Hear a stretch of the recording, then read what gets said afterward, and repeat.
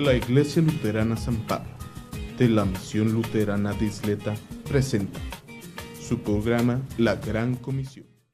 Hola a todos, como siempre bienvenidos a esta emisión más del programa La Gran Comisión. Muchísimas gracias por estar con nosotros, por acompañarnos, por estar compartiendo los programas. Como siempre reciban un afectuosísimo saludo por parte de la congregación de la Iglesia Luterana San Pablo aquí en El Paso, Texas. Siempre listos para recibir una petición de oración por ustedes. Como siempre, como hermanos, como todas las iglesias cristianas, siempre estamos listos para orar por todas las personas que están necesitando un momento de apoyo espiritual. Y pues bueno, todos oramos. De hecho, todas las iglesias cristianas nos unimos en oración para el beneficio de la palabra del Señor y que impacte directamente en las vidas de todas las personas que están, los creyentes ya y los que están sufriendo, los que están agonizando espiritualmente porque no encuentran la salida de su vida. Espiritualmente Dios viene a traernos algo muy, muy especial, que es su cuerpo, su sangre, para perdón de nuestros pecados. Y eso es muy importante que lo podamos promover continuamente. Muy bien. Vamos a entrar al tema que nos toca hoy. Le puse como tema ovejas en medio de lobos, ¿sí? Que es relacionado a una parte que viene aquí en Mateo 9. Empieza Mateo 9 del 35 en adelante y luego nos pasamos a Mateo 10, donde elogian a los apóstoles y así. Bien. Primero que nada, dice Mateo 9, del 35 al 38, que es la primera parte, dice, la mies es mucha. Dice, Jesús recorría todas las ciudades y las aldeas y enseñaba en las sinagogas de ellos, predicaba el evangelio del reino y sanaba toda enfermedad y toda dolencia del pueblo. Al ver las multitudes, Jesús tuvo compasión de ellas porque estaban desamparadas y dispersas como ovejas que no tienen pastor. Entonces dijo a sus discípulos, ciertamente es mucha la mies, pero pocos son los segadores. Por tanto, pidan al Señor de la mies que envíe segadores a cosechar la mies. Esto de la mies es los cultivos,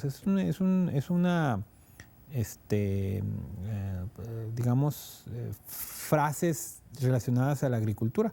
Los que siegan y los que juntan el trigo y este tipo de cosas. Hay mucho trigo y hay pocos segadores, o sea, no alcanzan a trabajarlo. ¿Sí? Esta es la primera parte de la palabra donde Jesús manda a sus discípulos. De hecho, en el capítulo dice, elección de los 12 apóstoles, se reunió para darles autoridad para que fueran a hacer el trabajo. O sea, de entrada, Dios sabe que estamos necesitando mucho del trabajo pastoral, del trabajo educativo, del trabajo para poder entender con claridad la palabra del Señor, y Dios ha preparado personas en esta área para explicárnoslo.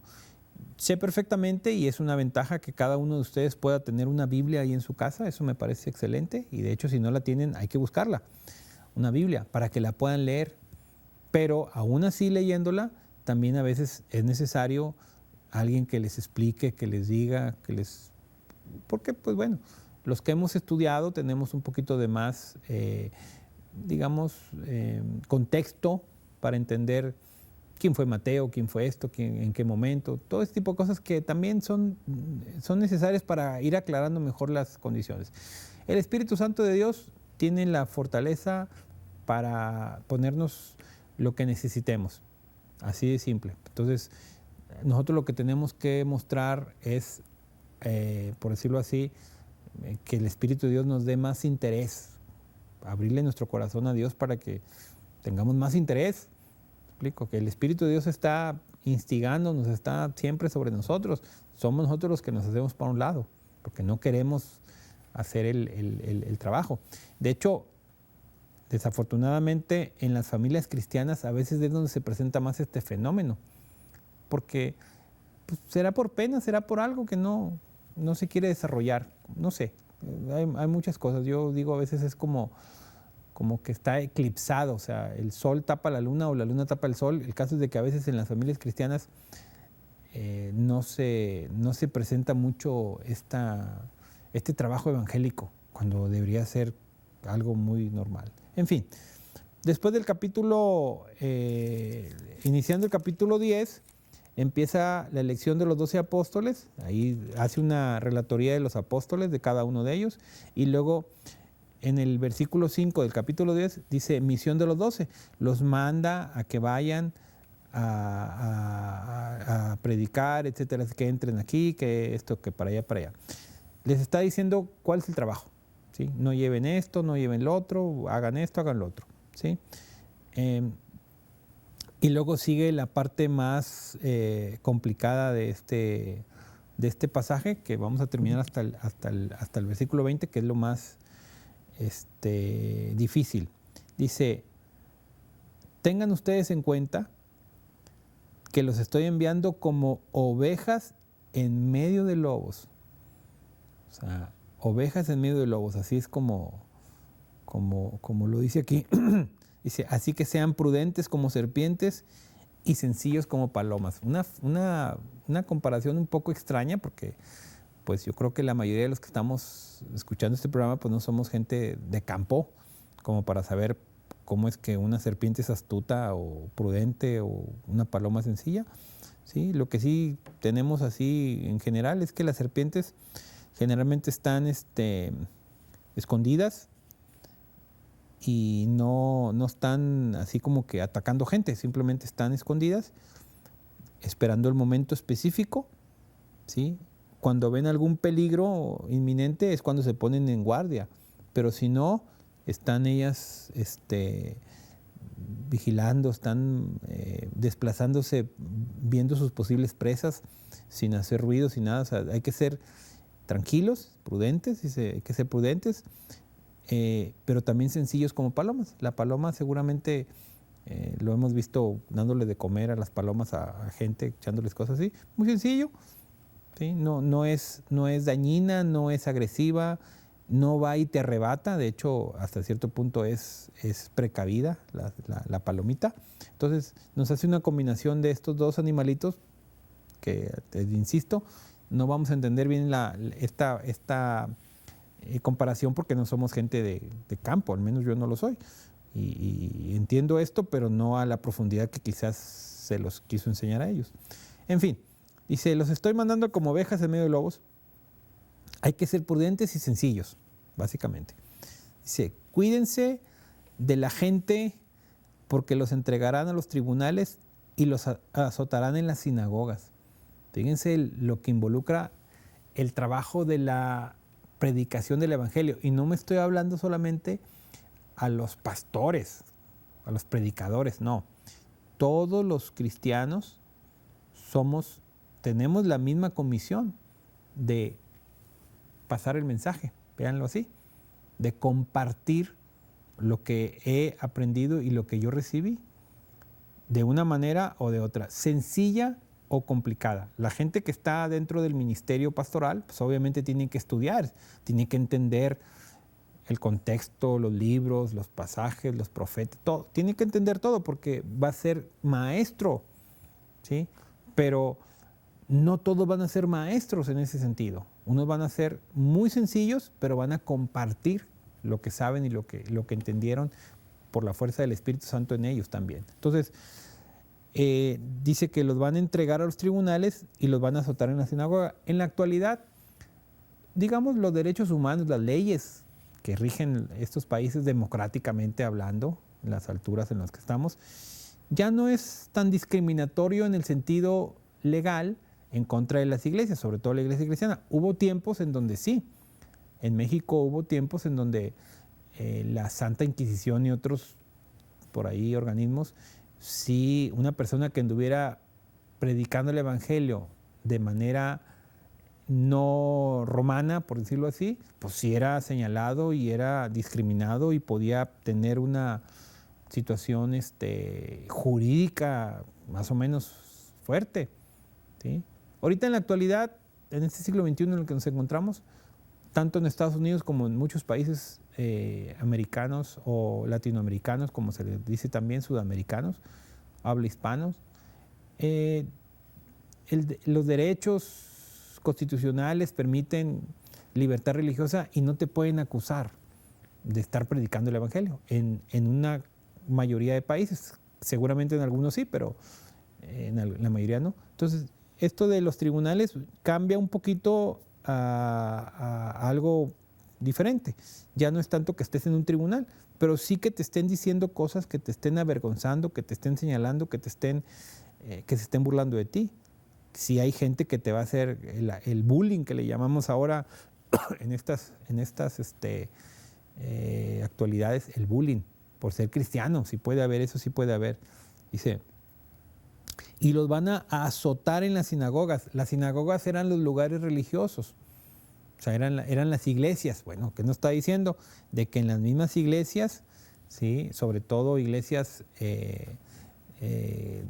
no evangélicas, por decirlo así, van a burlarse, van a señalarte, van a decirte, van a señalarte de que tú estás mal y que eres una persona equivocada, sectario y cuanta cosa. Ahorita en la actualidad, en los medios de difusión, sobre todo las redes sociales, hay un ataque constante en ciertos círculos para cuestiones religiosas, ¿sí? Se ponen artículos, se dicen comentarios, se hacen programas para desacreditarse unos y otros, de que ustedes son no sé quién y ustedes son no sé qué, que ustedes, a nosotros nos instituyó el mismísimo Cristo y ustedes los instituyó una persona en tal año. O sea, hay un chorro de información en las redes sociales o en los medios electrónicos donde se atacan unos a otros, ¿sí? Curiosamente, o sea, entre las mismas iglesias o entre los mismos lugares se compite o se ataca a grupos religiosos, tal cual está aquí.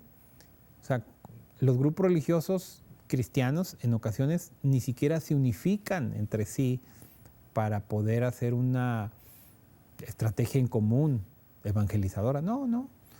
Como que en algunos lugares, como diríamos acá en México, cada quien agua para su molino, ¿verdad? No me interesa los que están allá, me interesan los que vienen aquí.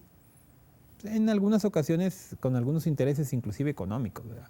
A mí me interesa que vengan aquí y que den mi ofrenda y diezmo aquí porque nosotros subsistimos de esta ayuda económica. O sea, a veces, en ocasiones, algunas iglesias también se pierden un poquito en eso, ¿verdad? En la cuestión económica o en la cuestión de autoridad, de poder o de feligresía, porque las iglesias que tienen más feligresía son las iglesias que tienen más demanda, ¿sí?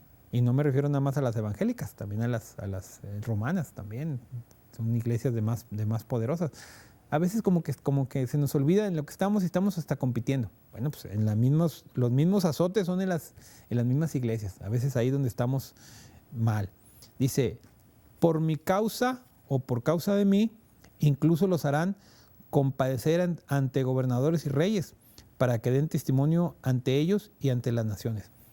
Evidentemente, ahorita, insisto, en esta época de los derechos humanos y de la libertad religiosa, pues evidentemente no nos van a hacer un llamado ante el presidente, el gobernador o la que sea, para que diga, ¿usted qué cree? No, esos tiempos ya pasaron. Ahorita estamos en otra situación, pero sí podemos en un momento determinado utilizar las redes sociales o los momentos de los medios de difusión o lo que sea para proclamar las verdades del Evangelio. Ha habido jugadores de algunos deportes que en sus camisas llevan escrito un texto, un bíblico, y cuando ellos cometen un acto agradable como meter un gol o hacer una puntuación extra, a veces levantan su camisa para que se vea el mensaje, ¿verdad? Yo sé que en algunas ocasiones algunos deportes los tienen prohibido hacer eso y los multan. Y algunos dicen, no importa que me multen, yo voy a decir esto. Y se levantan la camisa y dice un texto bíblico y los multan, pero dicen, no me importa, y pago la multa, con tal de, ¿sí me explico? A veces también así pasa, ¿me explico? Dice, cuando ustedes sean entregados, no se preocupen por lo que han de decir, ni por cómo habrán de decirlo, porque en ese momento se les dará lo que tienen que decir. Aquí volvemos al punto que estuvimos hablando en los programas pasados del Espíritu Santo. El Espíritu Santo es el que nos da el conocimiento, la capacidad, el incentivo, la motivación, todo, la fuerza, las ganas, el valor, llegado el momento, ¿sí? Llegado el momento. ¿Sí? Cuando tú estés cuando ustedes sean entregados, cuando tú estés frente a una persona o un grupo de personas que te digan, bueno, pues es que, ¿por qué esto? ¿Por qué el otro? Ustedes esto, ustedes lo otro. Dice, no te preocupes, dice, en ese momento llegará a ti la inspiración, ¿sí? Y recordarás algunos textos, algunas frases, algunas situaciones, dependiendo tu capacidad o tu entrenamiento, ¿sí? Evidentemente, pues, si eres una persona más preparada, evidentemente, pues, vas a dar con más facilidad con lo que estás hablando. Pero si eres una persona menos preparada, o eres un cristiano, pero estás menos preparado porque no tienes la misma capacidad de alguien que estudió, pero en ese momento vas a dar un testimonio sencillo, pero crucial y básico, ¿sí? Sencillo, pero directo, ¿sí? Ahorita en la actualidad es muy complejo la vida y a veces las personas se dedican más a cumplir objetivos, a cumplir cosas y a lograr cosas. El cristiano tiene que entender, saber que no está aquí en este mundo para gozar la vida. No, a veces no se va a gozar. Yo a veces lo comparo, y lo he dicho en algunas ocasiones, como si fuera un viaje en avión, en tren, en autobús, lo que sea, ¿verdad? Si te toca ir en una comodidad, pues qué bueno, ¿sí? Si vas en primera clase, pues qué padre, qué bueno. Pero si te toca ir todo apretado y todo así, en alguna ocasión, hace muchos años me tocó irme en un autobús y que no tenía asiento, o sea, no tenía respaldo, perdón. Y estaba lleno todo el asiento. O era sentarte o irte parado, pero no te podías recargar porque no tenía asiento, no tenía respaldo, perdón. Entonces, pues ahí me senté yo, ahí voy sostenido en el camino. El camino era de unas 3 horas aproximadamente. Y me senté incómodo, y luego me paraba de ratito, y luego me volví a sentar. Y lo peor era que no era del lado de la pared, pues te hubieras recargado, no, era del lado del pasillo, un autobús. Y entonces ahí me la pasé las 3 horas entre un rato sentado, un rato parado, y hasta que llegué a mi destino. A veces la vida va a ser muy dura y a veces no tan dura. No importa el proceso, lo que importa es el destino. Así también nosotros tenemos que entender que no vinimos a este mundo a gozarla. A veces sí podemos tener muy buenas cosas, qué bueno, excelente, tienes tu casa, tu carro, qué excelente, qué bendición tan importante, pero a veces no tenemos nada. Y aún así, tenemos que tener claro que el Espíritu de Dios nos está guiando hacia el cielo, hacia las moradas celestiales, no a condiciones locales. Podrás tener lo que tú quieras tener aquí y te vas a perder, ¿sí? Te vas a perder si no pones atención a lo que en realidad la palabra de Dios nos está enseñando. Y luego viene la parte del versículo más, bueno, esto lo vamos a leer en el siguiente programa, pero nos está diciendo que las cosas no va a ser fácil, ¿sí? Ser un predicador o hablar de la palabra de Dios no es fácil. Por eso es que en este pasaje no nos está diciendo que todos seamos pastores, no en ese término que entendemos como pastores de estar estudiando y no. Todos tenemos que proclamar el Evangelio del Señor. Todos tenemos que proclamar el Evangelio del Señor. Todos los que ya recibimos su gracia, los que ya sentimos y lo que entendemos el perdón, y los que hemos ya sido inspirados por el Espíritu Santo en nosotros tenemos que volverlo a decir.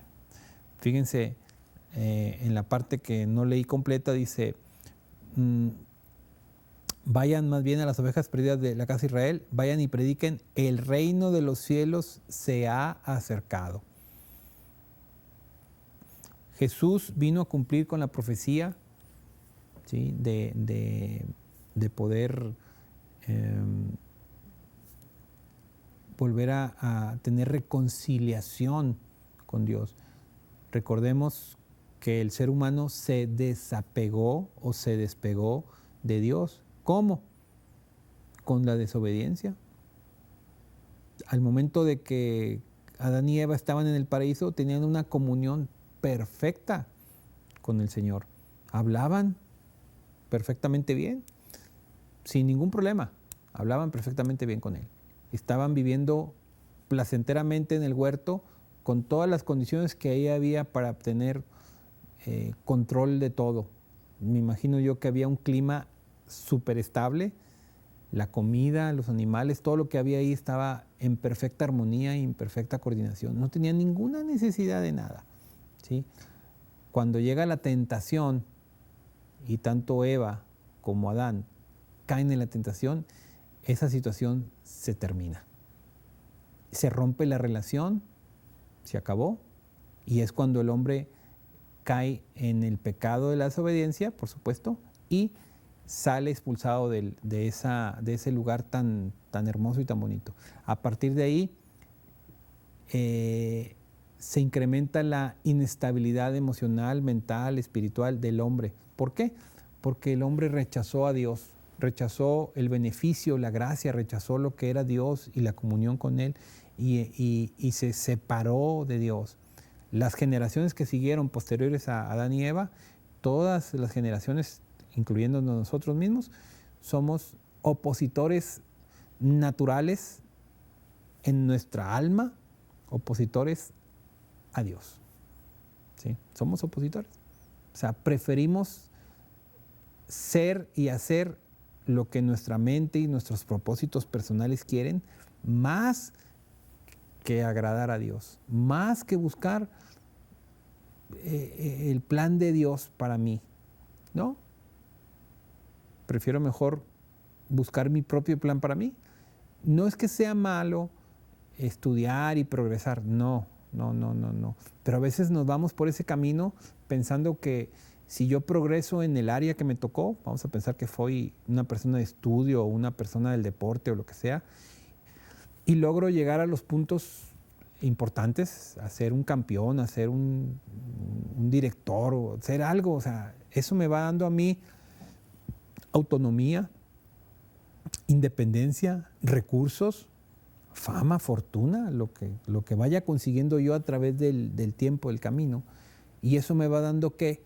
Seguridad.